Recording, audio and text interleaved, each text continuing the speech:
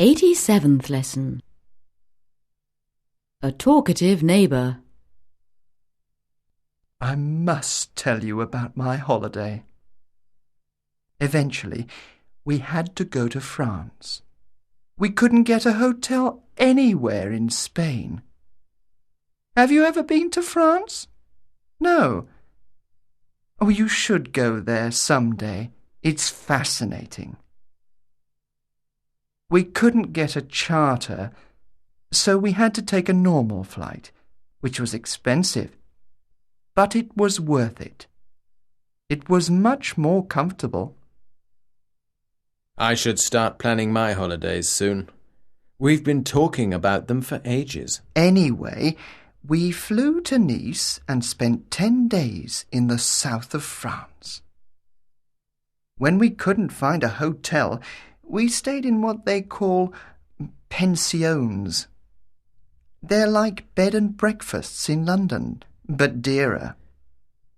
Then we flew up to Paris.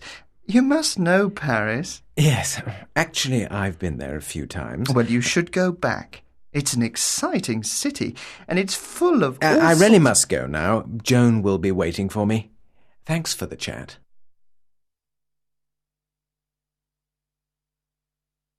'88th lesson. Hello, Joan. Sorry I'm late. I've just met old Barker. He's so boring. He started telling me about his holiday. You must go here. You should go there. Well, actually, we should start thinking about our holiday, you know. Yes. Where did we say we would go? Well, you said we would go either to Spain or to Scotland. Ah. But I've also been thinking of Wales, since I met a colleague who went there last year. Oh, no. You promised we could go abroad this year. Yes, but that was before I received my bank statement. Wales is cheaper than Spain. Yes, but I want a suntan. I've even brought a new bikini. Well, it's sunny in Wales. The scenery's fantastic. And we're broke. You're impossible. I'm going to the travel agents tomorrow to book 2 seats on any plane. Good night. David sighed as Joan slammed the door. He sat down in an armchair and poured himself a scotch and began to look at the travel agent's brochures.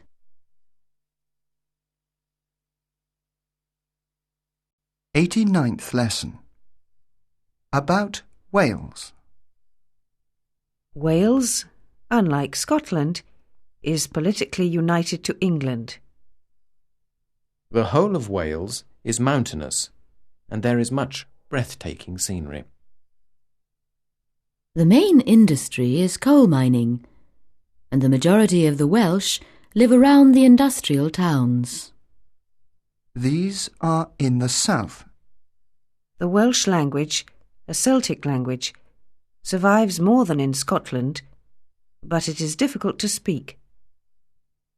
The Welsh have a deep love of poetry and music, and the international festival is famous throughout the world. Wales has contributed much to the language and politics of England. The son and heir of the monarch is given the title the Prince of Wales, but this has no political significance. Now answer these questions. Does the Welsh language still exist? What is the main industry in Wales? What is the scenery like? Who's the Prince of Wales?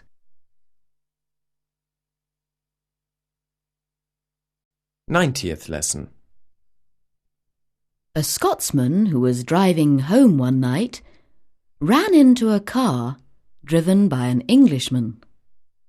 The Scot got out of the car to apologise and offered the Englishman a drink from a bottle of whiskey. The Englishman was glad to have a drink. "Go on," said the Scot. "Have another drink." The Englishman drank gratefully. But don't you want one?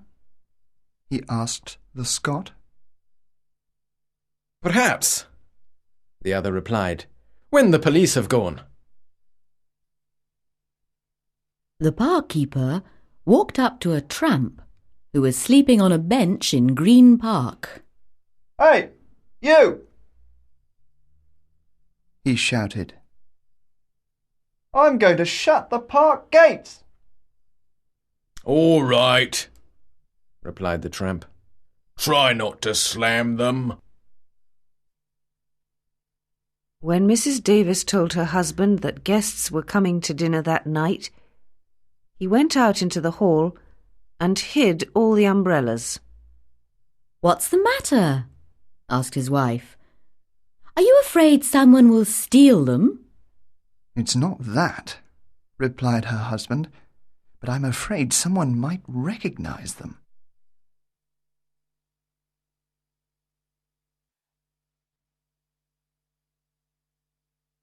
'91st lesson. Revision and notes. No recording for this lesson.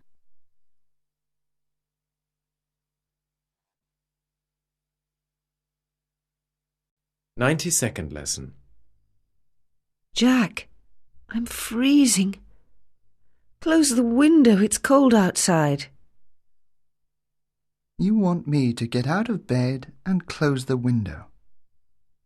But if I do, it won't be warm outside. Do tell me about Mrs. Haynes's divorce. I'd prefer you to ask Mrs. Haynes herself. We expect her to arrive at 8 o'clock. I hope the train will be on time. I don't like waiting. He'd like them to introduce themselves, because he has forgotten their names. We've asked them to come round for drinks this evening, but they would like to come to dinner. Would you like me to make reservations for the theatre? No, thanks. I'll do it myself. I'd like you to say a prayer before your meal. But why? My mother's a good cook.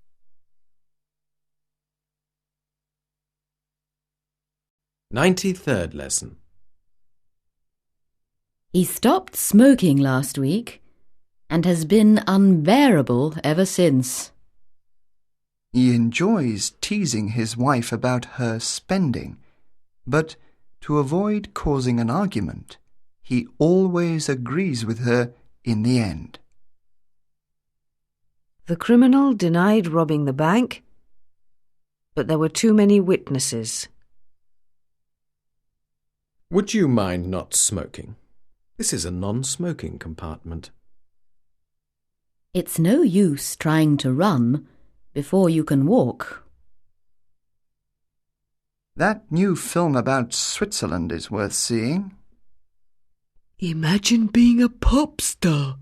It must be great. A lady who felt sorry for a beggar invited him into the kitchen. On the table there were some sardines and some smoked salmon. The beggar immediately began eating the smoked salmon. There are some sardines as well, said the lady in a loud voice. I prefer the smoked salmon, replied the beggar. But it's more expensive, complained his unwilling hostess. Yes, I know, lady, but it's worth it.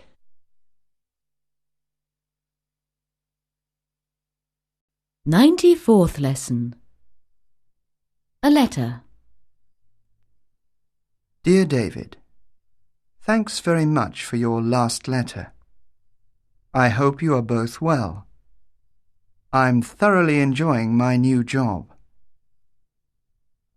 The person whose position I've taken resigned last month. I can understand why, because there's a lot of work to do. I'm writing to ask you a favour. Could you get me some information on trade unions?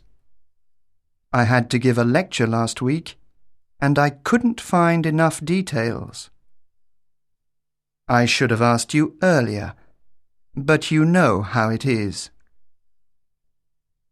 Since I last saw you, nothing much has happened.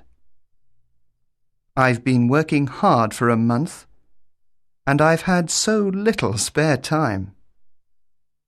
I saw Pete last week. You know, of course, that he's married. In fact, he's been married for over a year. He always used to say, "Marriage is a great institution, but who wants to live in an institution?" Look at him now.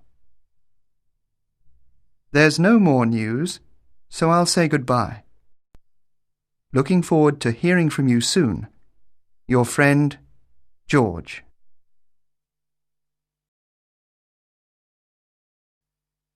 95th lesson. A favour.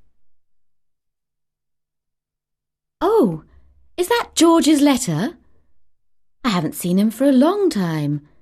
In fact, since that party last year. How is he? Oh, he's fine.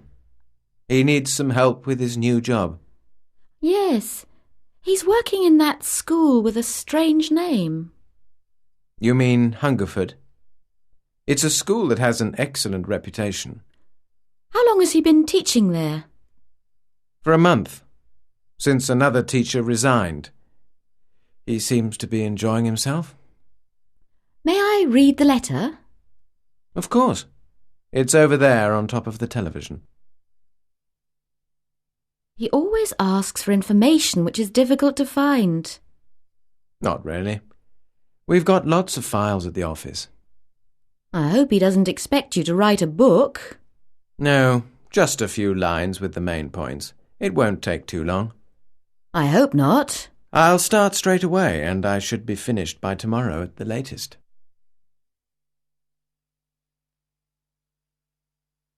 96th lesson. Health. Do you remember in lesson 57, John had to see the doctor? In England, you do not pay the doctor or the hospital, and you pay only a small charge for the dentist. This is because of the National Health Service, which pays all medical costs. It is financed in part by contributions called national insurance payments. Every working man or woman has to make a single national insurance contribution every week. It is the responsibility of the employer to make sure that the payments are made. He deducts a sum from the worker's wage or salary and then adds his own contribution. The rest of the money for the National Health Service comes from general taxation. Those whose incomes are too low can obtain what is called supplementary benefit. This is a weekly allocation and is financed entirely by general taxation. The state also pays pensions to people in retirement. These people are known as senior citizens. So when you go to the doctor's or for something more serious, the hospital, you do not have to worry about the cost.